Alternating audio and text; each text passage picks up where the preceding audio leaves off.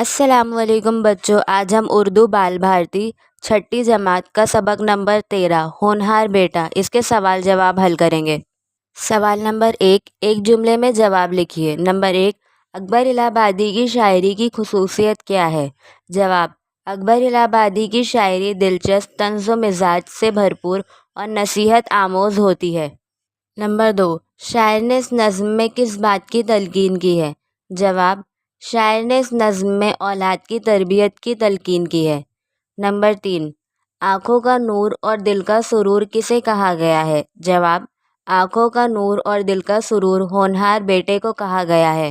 Number 4، شاعر نے کس بات کو خوشی کا قصور قرار دیا ہے؟ جواب: اولاد میں کوئی خوبی نہ ہو پھر بھی والدین خوش ہو، اس کو شاعر نے خوشی کا قصور قرار دیا ہے۔ سوال نمبر 2، تفصیل سے جواب لکھیے۔ نمبر 1، نظم میں شاعر نے ہونہار بیٹے کی کن خوبیوں کا ذکر کیا ہے؟ جواب: نظم میں شاعر نے ہونہار بیٹے کی مختلف خوبیوں کا ذکر کیا ہے۔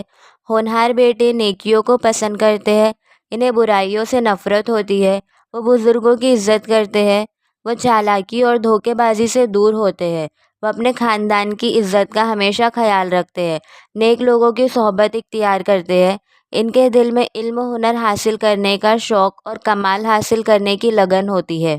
نظم کی مدد سے درج ذیل فقروں کے لیے ایک لفظ لکھیے۔ نمبر 1، ناز کرنے والا، نازا۔ نمبر 2، لائق یا قابل، ہونہار۔ نمبر 3، نفرت کرنے والا، نفور۔ نظم کی مدد سے نیچے دیے ہوئے بیانات سے ملتے جلتے مفہوم والے اشعار لکھیے۔ نمبر 1، والدین اپنی اولاد پر فخر کرتے ہیں۔ جواب: گھر میں اسی کے دم سے ہے ہر سمت روشنی، نازا ہے اس پہ باپ تو ماں کو غرور ہے۔ نمبر 2، اس کے دوست نیک ہے اور اسے برے لوگوں سے نفرت ہے۔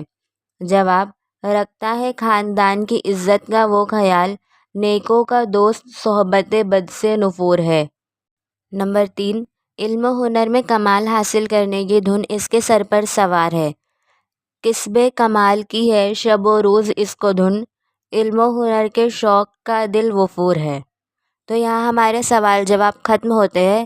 اگلے ویڈیو تک اللہ حافظ۔